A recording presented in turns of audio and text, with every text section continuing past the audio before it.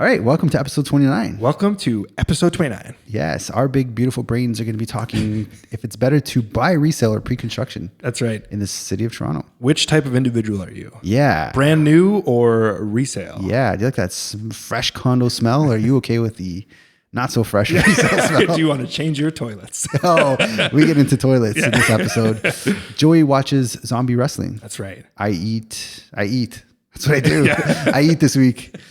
And we have a good talk about bedbugs. And Joey shares a surprising fact as to how many are actually in Toronto's public library. That's right. All right. Enjoy the show. Enjoy. Welcome to the Toronto Livings Podcast, a conversation about all things Toronto with a focus on real estate, the culture, and of course, the food. I'm Mark Savell. And I'm Joey Virgilio. And we're realtors with Sage Real Estate working together as a Toronto Livings team with a focus on helping you buy better, sell higher, and of course, having a little bit of fun along the way.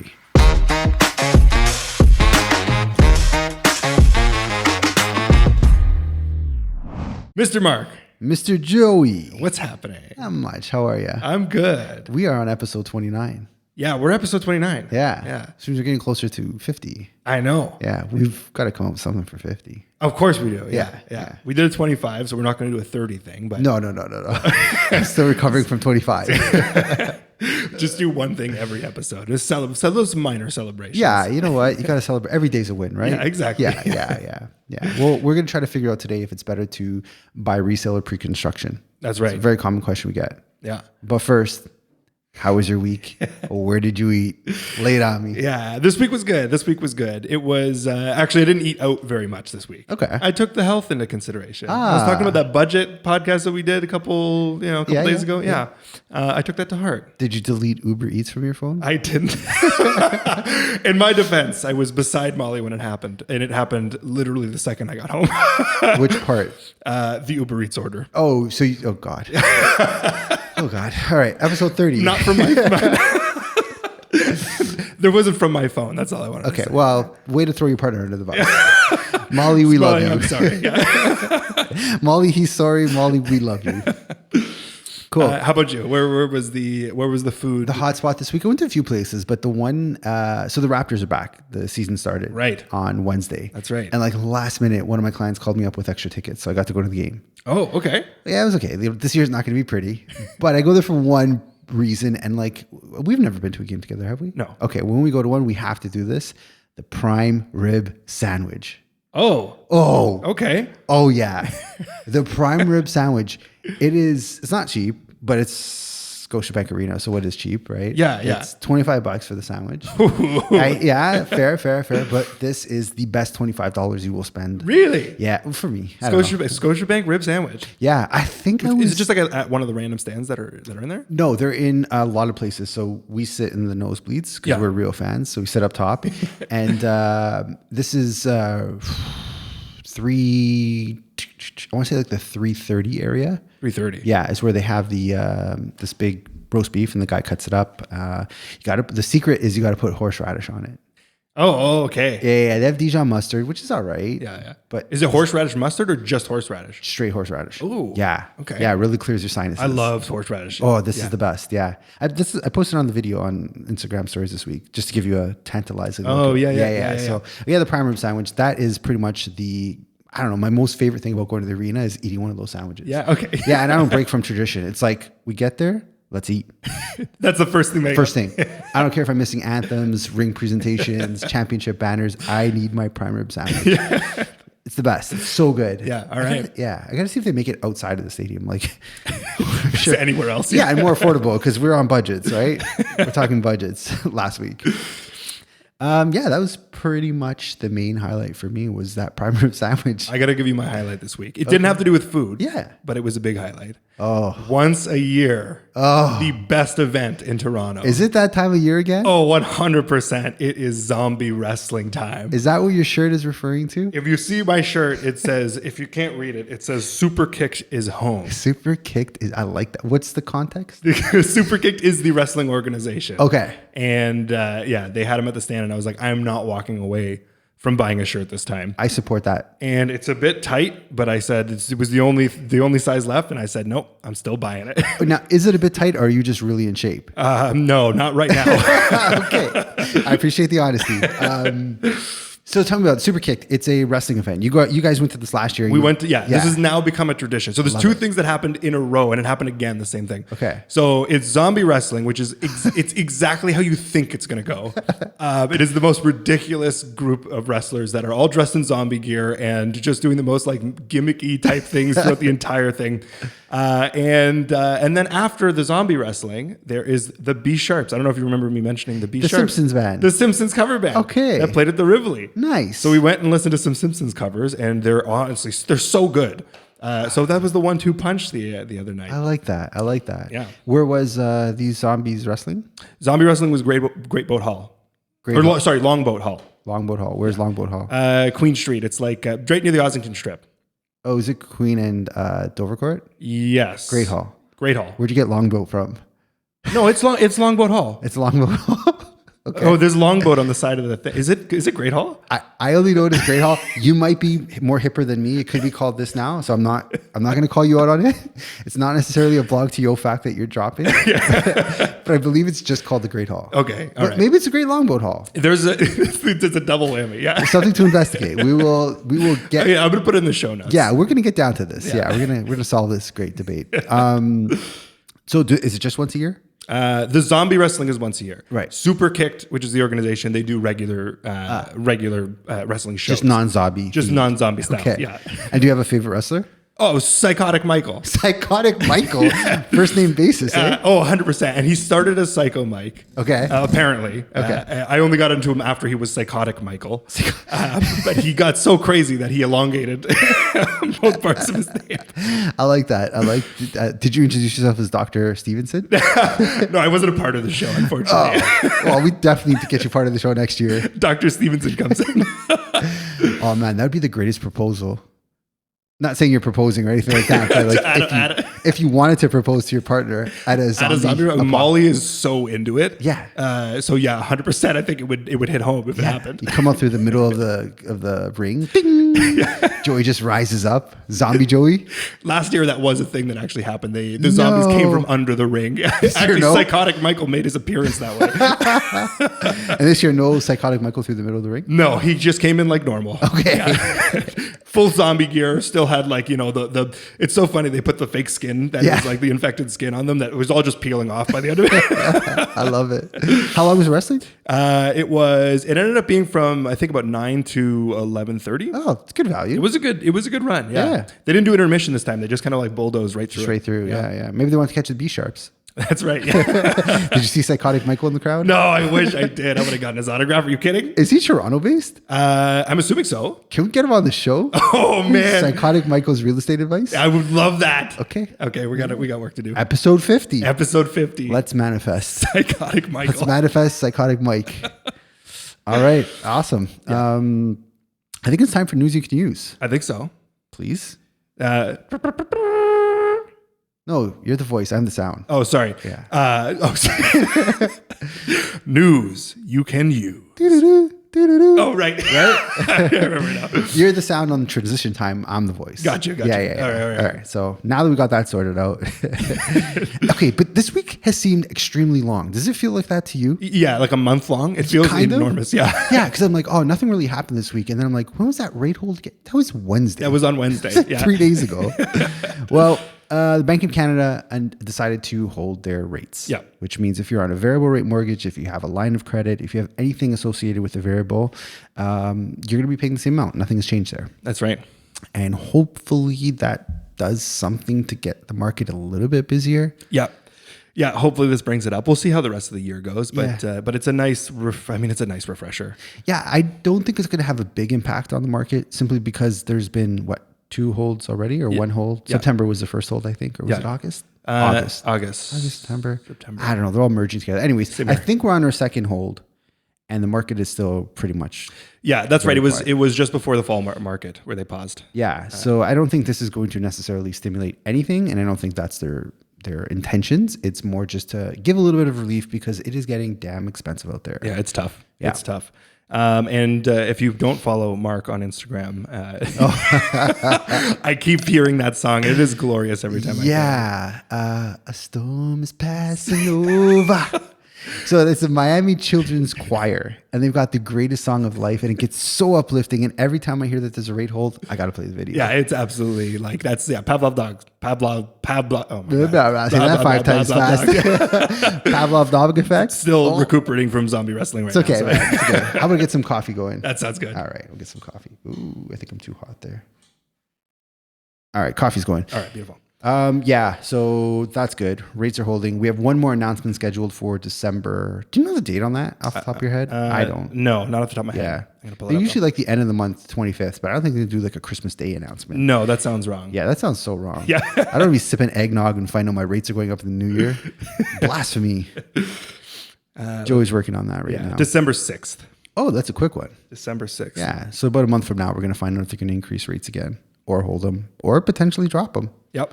Yeah, I think the general consensus is early first quarter, we might see our first drop. What that looks like is anyone's guess. But hey, I'm here for it. We'll see how it goes. Yeah, we'll see what reports come out between now and then. Yeah, exactly. In our wise podcasting age of episode 29, we've learned not to really even bother trying to forecast this stuff. Okay, another thing I saw this week that's kind of cool. Toronto Life released their best places to live. Yeah. Number 1 was the Danforth. Danforth was number 1. Yeah. I'm surprised. Okay, wait. I want to hear the rest of the list. No, why are you surprised? I'm surprised because the beaches have just made the beaches seem to be like the headline of everybody. Everybody wants to hit the beaches. Good point. I'm a West End guy, and I was like, why aren't we there? So number 1 was Danforth, number 2 was West Queen West, and the third was Bloor West Village. So there was 2 West in the top 3. Yeah, there's but West in there. Not my West. I want like St. Clair and Dufferin, and the West where I eat at, the Reading. But I get it. It was an interesting. I was actually very happy to see Danforth number 1. I'm not going to complain about it. Mm-hmm. Yeah, just more surprised. Surprised, but I thought it was like a really thoughtful decision to put them number 1. And so you can look at the Toronto Life article. We'll put it in the show notes.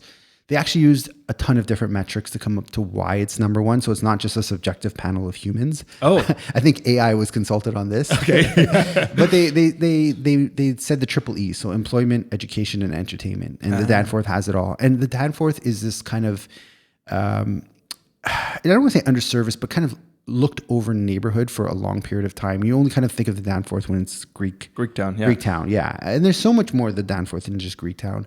And I'm glad to see a lot of people, families kind of choosing that as the place to start a family and to raise, because prices are somewhat still affordable there. It's not like one of the most expensive pockets to be in. And if you go just outside of the Danforth, it's a really good value proposition to be looking at. Yeah, very true. East seems to be where people started. Once West got developed and West hit this like extreme trend for as long as it did, then the East started becoming more sought after. And that's where I think this is where this transition is happening. I was thinking the beaches, which is East End. Yeah. And Danforth, which makes sense. Yeah. Cool. Do you have a favorite neighborhood that you want to? Right now, I'm still in Midtown. I'm still where I am. Yeah, which is a great area. Yeah. That made top 10, I think. Did it? Yeah, I think. Oh, okay. Yeah. I'm gonna look at this list. Yeah, I'm not mad at the list. It seems like I agree with a lot of it. I see why they listed the way they did. However, the editor there was an editor's letter like 2 days later saying like, we understand this is dividing a lot of neighborhoods, and people are saying, why is it my number 1? Come on, guys, it's not that big of a deal. You love your area, it can be number 1 in your hearts. Yeah, that's it. Toronto Life is not your tracking of what's a good area. It's just a suggestion. And then you've got. Yeah. Just get into them, son. Okay, listen. I hate this part. We talked about it a couple episodes ago. Yeah. And I wanted to bring Bedbugs back up because an article just came to the surface recently. So Toronto is becoming, I don't know, TikTok hit heavy with Bedbugs this week. Yeah. So the algorithm like that. It did. The algo likes Bedbugs. Somebody spotted one in a TTC seat, and it just went insane. So there was an article that came out on how many spottings of bedbugs have been in public libraries in Toronto. Why are we even tracking this? How many? Yeah, I want you to guess. How many in public libraries? Well, if my calculations are correct, I haven't. My calculations. I haven't spent a lot of 573. Holy no, not that much. Oh. Yeah, it's much less than that. Then I'm not worried. Okay. I'm scared. Yeah, it's a significant amount less. Actually, 12. Oh, come on. Yeah. Okay, but how do people actually know it's a bed bug? Okay, that's a good. No, they've been. I think it's been proven. They've been caught and like checked out. What, like Steve Irwin's Animal Safari? Today, mate, we spotted the They have bed bug. They do monthly or not monthly. They do regular check-ins with like certified inspectors that come through. I could live with 12. 12 is not bad, and it was a downswing from last year, which was 20. Oh, this is Blog TO style content. Come on. I'm fine with 20 bed bugs in public libraries. This is CP24 that did this. I don't care. It's not bad, right? But we're still one of the we're still listed. I got to figure out where we're listed, but we're still listed as one of the worst bed bug cities. Cities? Okay. I'm gonna find it. I'm gonna send it to you. See this now. Okay, so this all started because my wife was in Paris and everyone was like, she's gonna get bed bugs. Yeah, Be that's careful.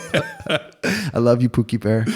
She doesn't have bed bugs, thankfully, and she didn't bring them back either. But like now I'm wondering because they said there was a massive outbreak. Does that mean there was like 50 spotted? Oh, in Toronto? No, in Paris. Oh, in Paris. If you're saying 20 is like, yeah, and 12 is cause of concern, I don't know. Yeah, I don't know. I'm not really bothered by the stat at all. 12, yeah, you put you to piece a little bit. Yeah, 12 in all public libraries? All Toronto public libraries. How many public libraries do we have? 12 spotted and confirmed. Like, do we have 12 public libraries? Is there one per library? Maybe. And now you take a variance of like maybe someone misjudged a potato bug for a bed bug, and we're like 8.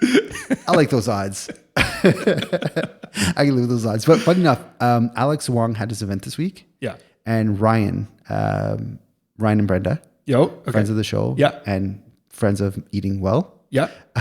He messaged me after the show. He's like, I forgot to tell you, I bought my bed bug cover.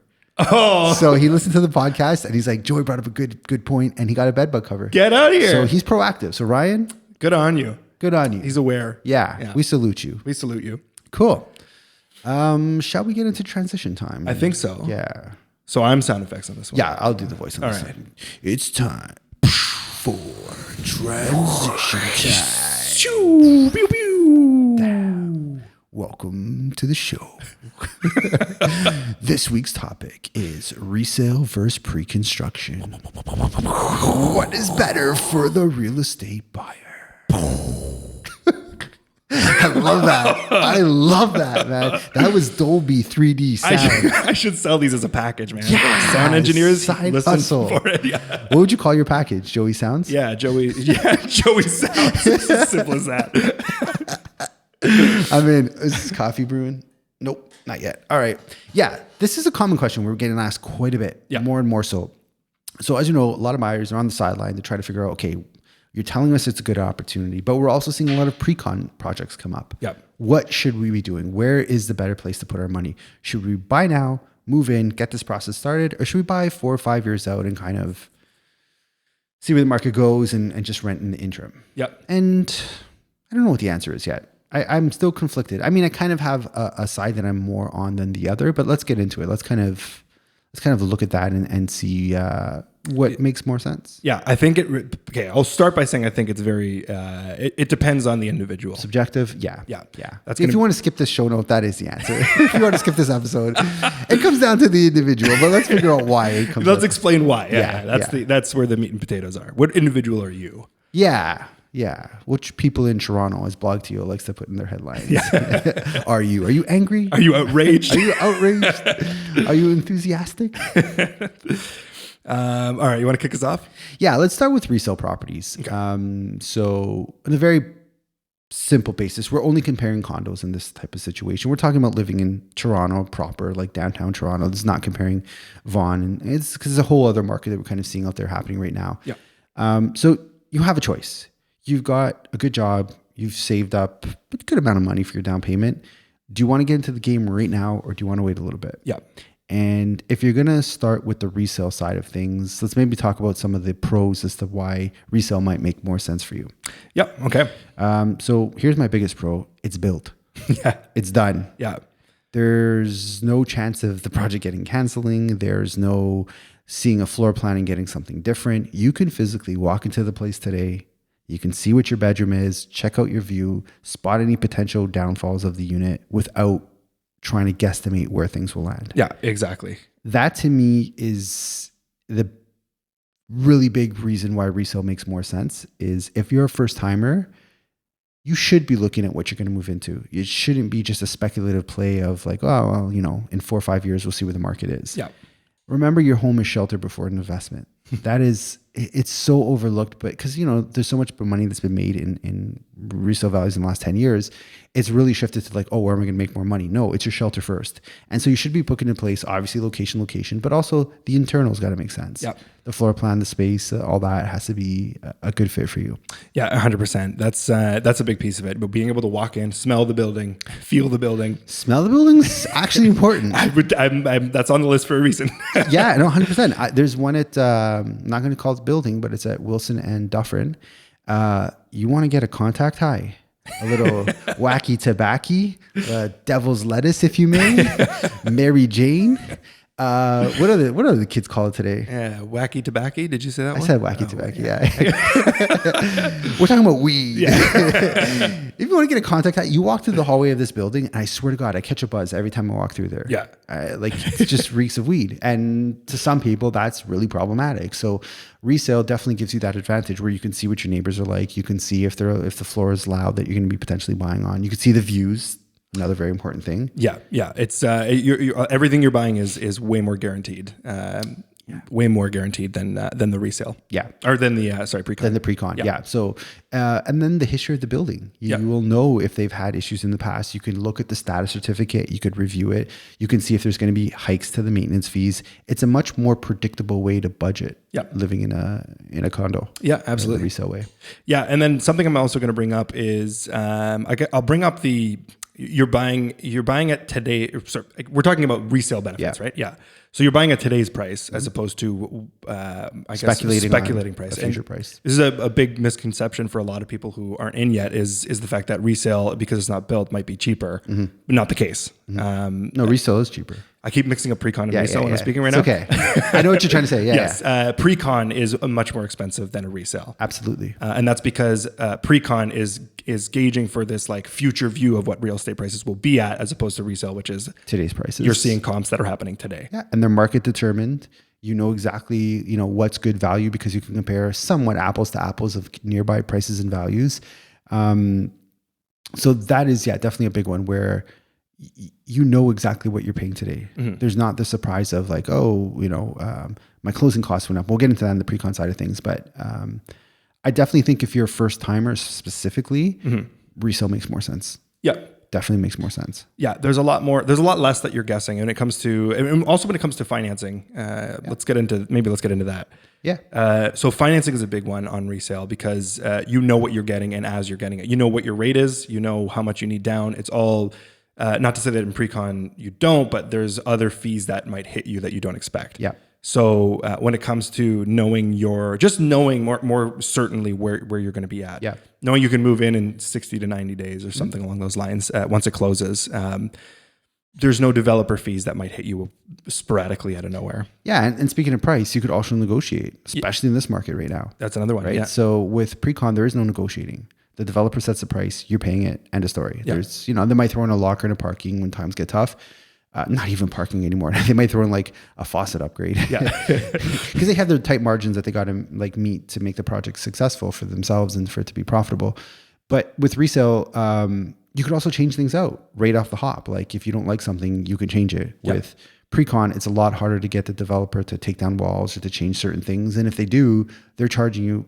I did some rough calculations on a pre-con I bought.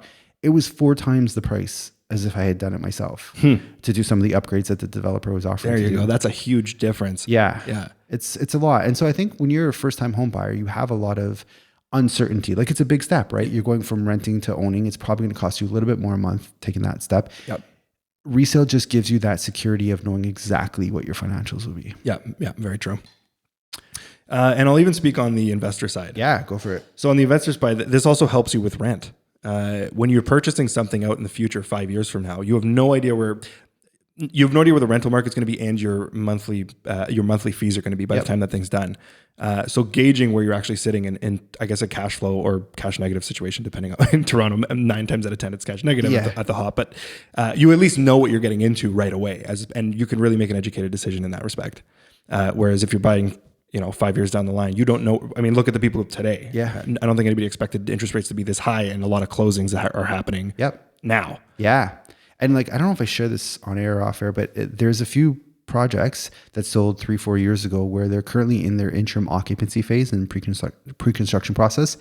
And the fees that these people are paying, and one I saw, it was a 1-bed plus den. They have to pay $4,500 a month to the developer until it closes. That's unreal. Nobody could have predicted that. Yeah. Nobody could have calculated that. Nobody had that in their crystal ball of what a pre-construction condo would look like. Yeah.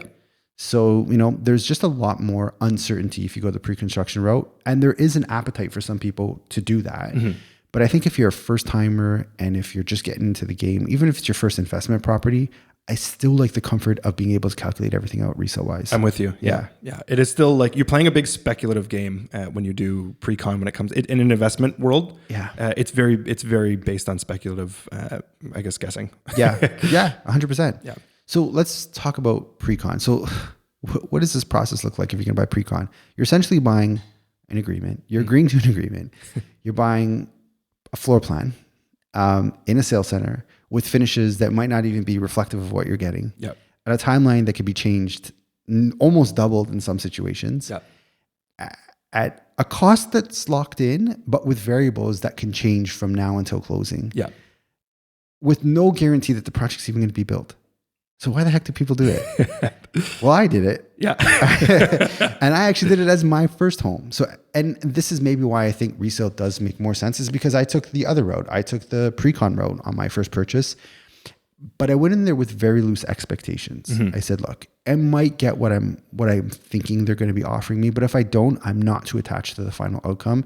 And that I think really made that process a lot more digestible for me personally. Mm-hmm. But if you're someone who's like, it needs to be this way, you promised me this, I need this, don't even look at pre-con. Yeah. Just don't do it. Because there is so much sway and move that developers have in the contract that they're allowed to do between the time you've signed it to the time you get it. Yeah. That if you're someone very stuck on something, you have to go in with very loose expectations with pre-con. I like that. Yeah. You got to remain very flexible in almost every aspect of it. Yeah. Costs, layouts, finishes, every piece of the puzzle, you have to go in thinking like, okay, all of this can change pretty much as the 5 years pass, or however long it takes. Well, or the biggest threat is the project is no longer viable and they cancel it. Yes. So I bought my first project, as we all know, Dufferin Lawrence, Treviso. But there was another condo that launched just down the street at Dufferin and Hopewell. And they launched at the same time. And that was a relatively unknown developer. They held everyone so they sold out their units. They held all the money in trust. After 8 years, they canceled the project. So in that time, I bought my place. My place was finished. I moved in. I started paying my mortgage. They did not finish. They canceled and returned everyone's money back. Yeah. The problem with that is prices had gone up so much that half of those people, well, I don't know about half, but a large majority of them were priced out of the market. Yeah. And there's nothing you can do about it. They have the right to cancel their projects. It's in the contract. Yeah, right. Which could be a little bit scary because if, this is the place you're planning to live in, well, what if there's a delay for 2 years? Another story I want to share is I sold a place on Queen West. And this is just talking about like the lifestyle and how people's kind of personalities could change over time. Mm-hmm. This guy was a hardcore hipster. Remember the hipster era? Yeah. Plaid shirts, fake glasses. This guy was at the big toques. Like he was the quintessence. And he's like, I want to buy in this Queen West project. This is, coffee's ready. Oh, there we go. He's like, this is exactly what I'm looking for, et cetera, et cetera. So we sold him the place. 4 years passed. He wasn't a hipster. He was a dad with 2 kids. And I was like, you bought that 1 bedroom. What's your exact plans? And he moved out to Richmond Hill. He's like, yeah, I have no interest of living on Queen West. That is not my life at all. Like, and so that's just to say, like, lifestyles change so much that you want to hand me your cup there? Yep. That when you're buying pre-con, you might be buying into a certain theme or certain element that you like about it, but your life can change in those 4 to 5 years that it takes to build it. Yeah, it's not a short period of time. Not at all. Especially if you're talking about 8 years and then potentially even not closing by the end of the 8 years. Yeah, thankfully I didn't sell anything in that project, and I tried to steer people away from it because I felt that was going to be a potential problem with it. Mm-hmm. But the longest pre-con project I ever sold took 10 years. Wow. Yep. Yeah, that's crazy. A decade. That's your money tied up for 10 years. Yeah. And hoping to God it's going to close. Yeah. It's a premier project down by the lake. Like, it's a well-known project. It was a challenging one to build. It took a long time, but 10 years, a decade. That's insane. Imagine 20-year-old Joey how much he's changed. Ready to purchase. Yeah. And waiting 10 years and then finding out that whole idea just was. Well, 20 years ago, you were in a band. Yeah. Oh man. Whole different me. Right? Yeah. Very much so. No, 20 years ago. 10 years ago, you're at 20. Now you are a successful podcaster. Yeah. You've got a super kick shirt on. Super kick shirt on. Like, who would have thought that? Right? Who would have thought I would get super kick shirt at this point? A decade later, things change. So you really got to understand that pre-con is much more speculative. Yeah. There are some benefits though. And this is why I bought it. So this is the biggest one. Yeah. Yeah. Go ahead. No, you go. The biggest reason I think people get into it is because of the way that they structure the deposit down. Yes. And it's that you're able to save up, give a sum, and then save up some more, give another sum, save up some more, give another sum. That's right. And work yourself into affording the place. Yeah. So, which is huge. That's a huge benefit because you don't need to actually physically apply for the mortgage when you're putting your deposit down. That only happens once the place closes. So you have 5 years to get yourself in a even better position. That's right. So when I bought mine, I didn't have money for resale. I wasn't in a position where I can move into a resale and carry the cost. And I was selling real estate at the time. It just wasn't as steady enough to predict, like for me to feel comfortable with that. Yeah. So I had to put down, it's generally 20% over the first year. Some condo projects are as low as 10%. So there's some flexibility there with what you can put down. Yeah. But I didn't have the full 20%. But I knew over 4 years I could definitely get there to save it because I'm a super saver, as we determined in previous episodes. And that also allowed me to reverse engineer how much I had to have each month, each deal, each everything to put aside to get me there. And I got there. Yep. I really overestimated my costs, and I'm glad I did. But in 4 to 5 years, I was able to save up my full 20%, my closing costs, furniture for the place, like all those other expenses. I was able to do that over 5 years of saving. Which is amazing. Like that's the huge benefit of this thing. And like, I would say if you're, there was a lot of speculation that happened over those couple of years where people thought they could just like take it on without getting a mortgage and then just reassign it before it closes. Yeah. Huge mistake. If you're going to go into this, know that you should be planning to close on the thing and actually move forward with it. Yeah. I would never advise my clients to buy something for the purpose of flipping it to make a quick buck. So I don't even want to dive too deep into that. No, we don't need to, but yeah, it is absolutely a way that you can get yourself there. Like, it's so attainable. Yeah. Much more attainable. Yeah. And so think about this. At 25, I had to save up, I think it was like around $80,000. I had to save up between 25 and 30 years old. I think I lost my thing here. Oh. Yeah. That's okay. I don't know. There we go. I'm back now. Okay. What I was saying was at 25 years old, I bought the place and I had 5 years to save up for it, about $80,000. Mm-hmm. From 25 to 30, if you asked me to save $80,000 just because at 30 you're going to buy a resale, I would never do it. Right. There was no push or like, this. So what pre-con did for me was it made me become a forced saver because I had a place to close on in 5 years. Yeah. And so that's a really good way to keep you disciplined and keeping you focused on your goal of getting into it.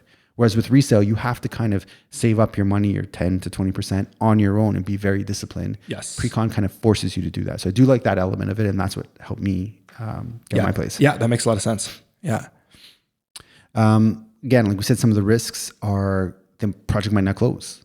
You might be saving all that money up over all that time and then decide the project just isn't working out, or another developer comes in and develops it and you didn't get exactly what you wanted. Mm-hmm. So again, those loose expectations are pretty important. They are 100%. I think that it's flexibility. Like I think that's the biggest thing with pre-con is you just have to be flexible. Yeah. If you're okay waiting that time, if you're okay with closing dates changing, prices changing, layouts changing, right. All that stuff is it could flip flop all over the place. Which is why I feel it's better for an investor or someone who's looking to buy an investment property to be looking at pre-con. Yeah. Because if you have this idea or you want to set your kids up, let's say you just had a newborn and you're like, okay, I want to fuel my kid's future. You could buy the place when the kid's born, save up over 5 years, not have to start paying a mortgage. And then that could be something for them to have when they go to college if they decide to take that route. Yeah. It kind of makes more sense like for you to long-term plan to get into an investment with pre-con than it does to try to save up with a resale. Yeah, I agree with you. Yeah, 100%. It's not something you need to. It's not going to change your life if things do switch on you. Yeah. And that's the big. I guess that's a big piece of it. I agree with that point a lot. Yeah, it's just a more like organic way for you to get into an investment property over time and save up for it than just right off the hop. Tomorrow I'm going to be a landlord. Yeah. Right. So, and at the end of 5 years, if your plans do change or like your kid at 5 years old says, "Dad, I don't want real estate," because kids say that. I don't have kids, but you could always sell it at that 5-year mark, right? You don't have to keep it for the whole 10, 20 years down the line. You have some flexibility. And if the market appreciated, that might pan out really well for you. Yeah, absolutely. Something I want to bring up in terms of pre-con is just timing of purchasing. It's something I don't know. I feel like this is something that, again, is something if you're not in the market or you're not constantly watching this stuff, you may not take it in. Number one is if you're seeing construction already starting, chances are that you're too late to jump into that building. The goal of a pre-con is to buy it at its earliest possible stage. So you want to be in, like you want to be the first one in the door because the reason they price so high is to plan for the speculation that real estate will be higher at the point when it's officially closing. So you want to make sure that when you're purchasing, you are purchasing a price today. But that's the reason I'm bringing this up is because when it comes to investors looking for spots, you want to be in. You want to give yourself as much buffer as humanly possible in order for that place to reach its the price you're paying today. To see the appreciation. Yeah, you want to see that appreciation by the time it closes. So get in early. Yeah. That's something I just wanted to kind of mention because it's you've been out with clients before and so what's happening this one and they're pointing at construction pieces and it's just not.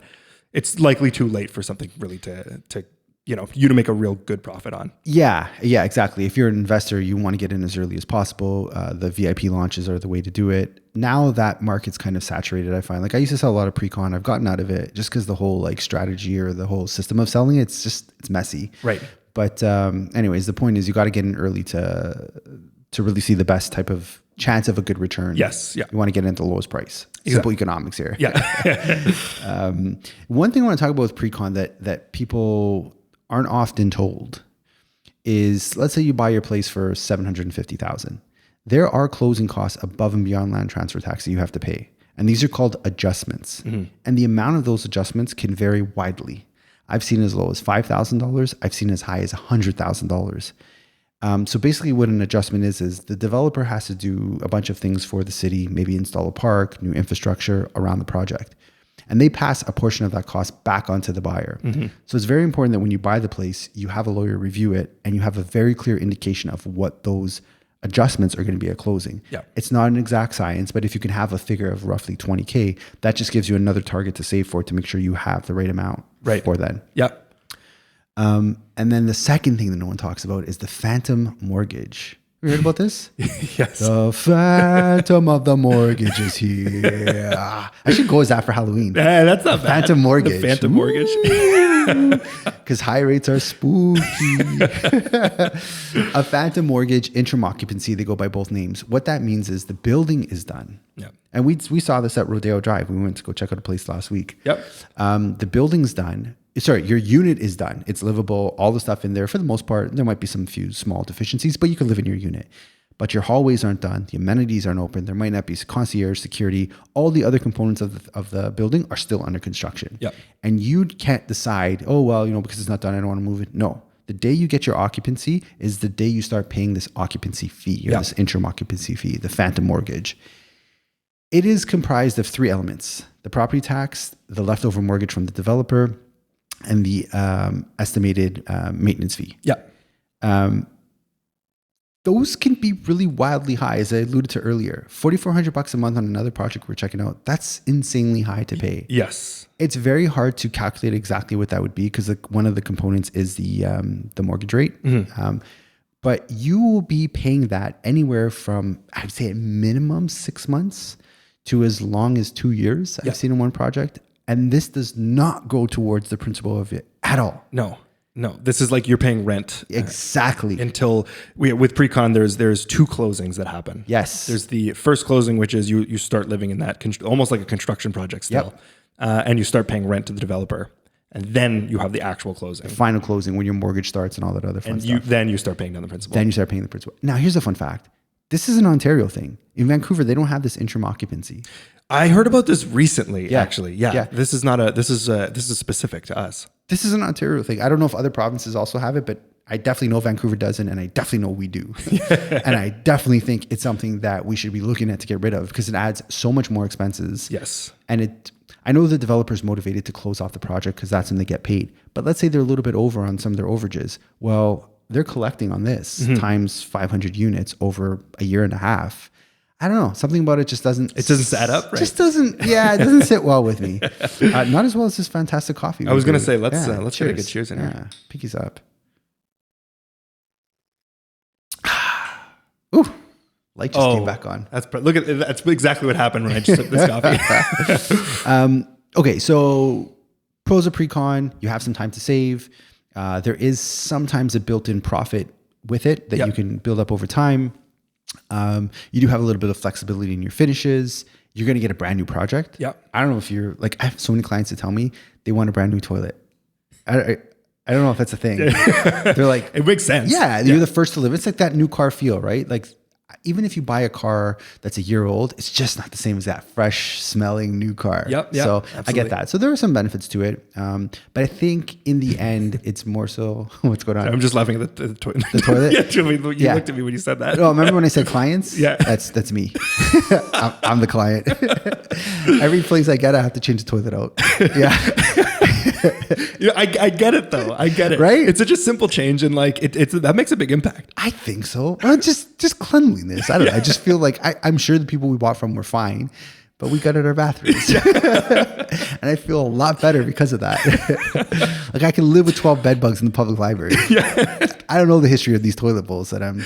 Yeah, that's your safe space right there. That's my safe space. Thank you, Joey. Thank you for supporting the cause. Now I want to talk about a hybrid.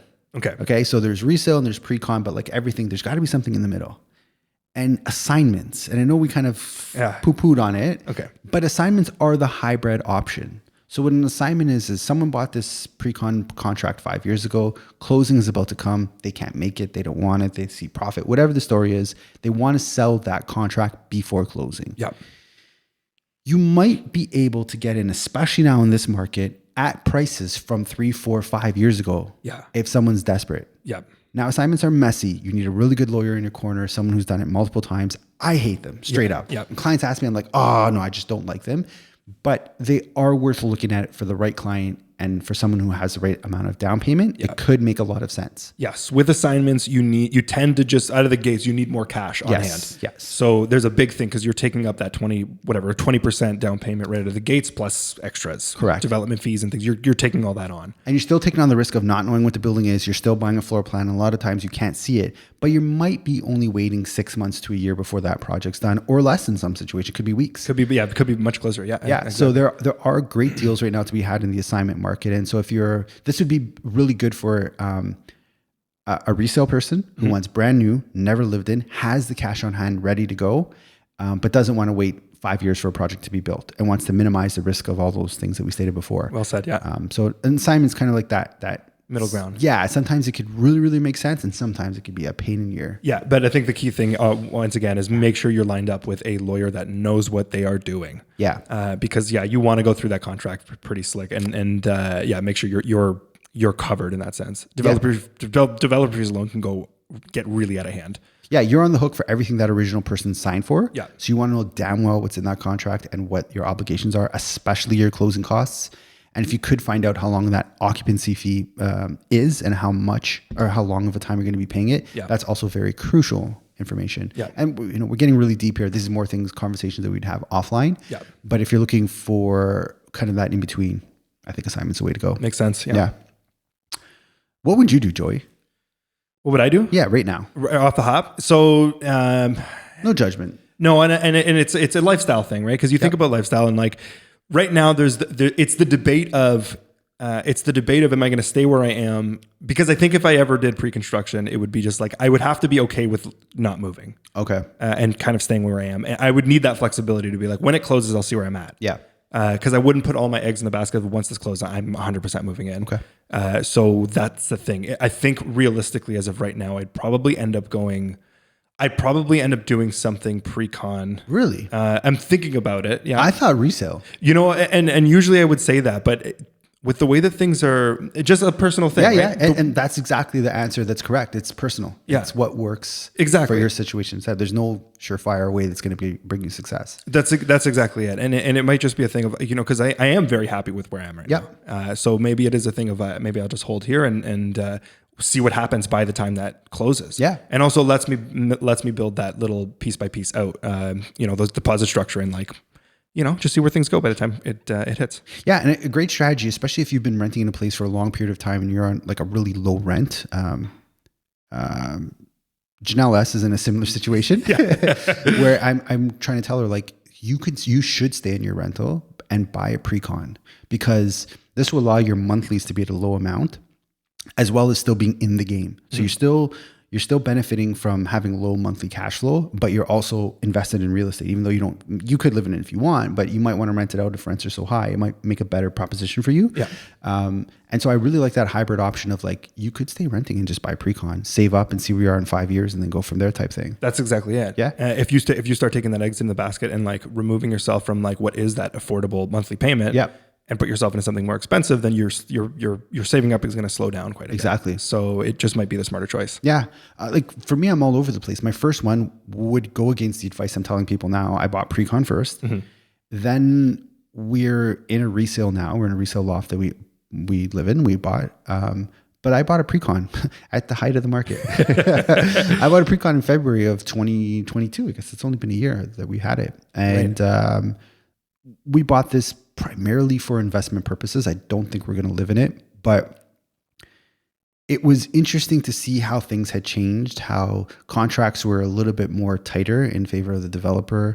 The fees at closing went up significantly. Really? Oh yeah. Yeah. A lot more. The first one I bought was, I think, $2,500 adjustment. And this one is like 18 or 20,000. Okay. Yeah. That's a hefty jump. Yeah. Yeah. It's quite a big change from why I bought the first one about 15 years ago, 12 years ago, something like that. Right. Yeah, it's changed quite a bit. So, I mean, the short answer is buy both if you can. Obviously, that's not achievable all the time, but, just see what makes most sense in your life and take those steps as necessary. Yeah, it's lifestyle. Once again, it is an investment, but it's also lifestyle. Yeah. A huge piece of the puzzle that you have to take into consideration. Yeah. And just to go back to the pre-con we bought, 12 years later, guess who's got a spreadsheet? This guy. And every deal I'm putting aside the money, I have to come up with, a lot. I think between closing costs and adjustments and everything else, it's something like an HST because it's an investment property. Mm-hmm. Ready for this? I think it's 120,000. Now I've got 4 or 5 years to save up for it, and I'm aggressively doing it. Yep. And it's a good forced savings. And to take on last week's episode, as that money sits in my account, as I prepare for closing, I'm putting those into very safe investments that are garnishing anywhere from 4 to 6% interest. Right. So that's kind of helping me get to my goal a little bit quicker without taking so much capital from what I'm earning and making. Right. But the numbers aren't small; they're quite big, and this is a good reminder that, the same fundamentals, whether you go resale or pre-con, you still need to have those budgeting and those saving habits in place. Yeah. To help you get there. Yeah. Yeah. In any situation. Yeah. And it's not easy. Like, it's just as hard now on my 3rd or 4th time doing it than it was the first time. It's just as hard, but just keeping in line with those same habits is so crucial to getting us there. Yeah. Yeah. Yeah. Beautiful. Cool. Awesome. So clear winner? Clear winner. There is a clear winner. Yeah. Kinda. There kind of is, yeah. Resale? Yeah, resale. Yeah, I think resale too. It does make more sense for most people. I think that's it. If you had to paint with the largest brush stroke, it would be resale. Yeah. For the majority of people, but everyone's individual and different. Yeah. Yeah. Yeah. Like snowflakes. We're all snowflakes. Yeah. Pretty individual snowflakes. It looks like it's going to snow any day now. I think it's coming. Yeah. Usually if we get snow before Halloween, we're in for a bad winter. Oh, is that I like that. That's my thing. Yeah, no, it makes sense. It makes sense. I'm not a farmer's almanac. It's just mine. But you know what? This Portuguese landscaper, it doesn't matter that he's Portuguese, but he was I say that because I didn't quite understand him. He may have been meaning something else, but he said if you look at the squirrel's tails and they're fluffy, that's a good indication that we're going to have a really cold winter. Really? Yeah, and there's some fluffy tails out there. Okay. Let me tell you, fluff season is upon us. This is all news to me right now. Yeah, just educating the people. I like that. That's what we do on the show. Cool, man. Cool. Any shout outs? Shout out, yeah. Yeah, Michael. Super kicked, man. And psychotic Michael. Psychotic Michael. Hey, Michael. We got to get Psychotic Michael on the show. Oh, man, I would absolutely love I would love to know his real estate strategy. Yeah. Or at least, does he have a special move? No, No? I don't think so. Is that I've only started doing this. Okay. So I don't know that the deep. I only get told the deep history. I have a friend of mine who's very, very into it. Okay. Has his own podcast, by the way. Oh, yeah. What's his name? Shout him out. Josh Pryor. Josh Pryor. What's his podcast called? I can't remember off the top of my head. Okay, we're gonna put it in the show notes. Yeah, we'll put it in the show notes. I may have listened to this podcast. No way. I gotta look into my library. Okay. I don't know. Maybe. Okay. Yeah. It'd be interesting. We'll put it in the notes. Yeah. See if Josh is on my radar. Oh, Francis V. Quick shout out to Francis V. Oh, you're shouting her out. No, I'm calling her out. That sounds more right. Still have not been followed. Okay, once an episode, we're going to call Francis V out until she follows Mark. Okay, this is officially, you are now on the spot. This is call out number 4. Oh, yeah. Yeah, this is call out number 4. So let's keep this tally Keep Francis V going. Yeah. Has Janelle S followed you? Yeah. I think she follows you. I think so. Yeah. Sorry, you just threw me off topic. If you were a wrestler, what would your wrestling move be? Oh, my wrestling move? Yeah. I do. Oh, man. You know, one of my favorite wrestling moves of all time is Mr. Socko. Socko. Yeah, Mr. Socko. So you just shove a sock down someone's throat? I was going to say something swan dive related because it's Joy the Swan. Oh, because that makes sense. Yeah, right? like you jump off the top ropes and wee, and just like elbow them on the way down. I like the sharpshooter. Oh, the sharpshooter. Yeah. What's the sharpshooter again? Bret Hart flips you over, bends you backward like a pretzel, and just keeps. Oh, and pressing just down. it's the bend. Yeah. I like the sharpshooter. Sharpshooter's good. Yeah. Bret Hart. Yeah. Bret Hart. Yeah. That's a classic. Yeah. I don't know. Maybe the shark shooter. The shark shooter. The shark shooter. Man. Yep. Oh man. You tell Psycho Michael. Is that his name? Psychotic Michael. Psychotic Michael. Sorry. My apologies, Psychotic Michael. All right. Let's wrap it up there. Sounds good. All right. Episode 29. 29. In the books.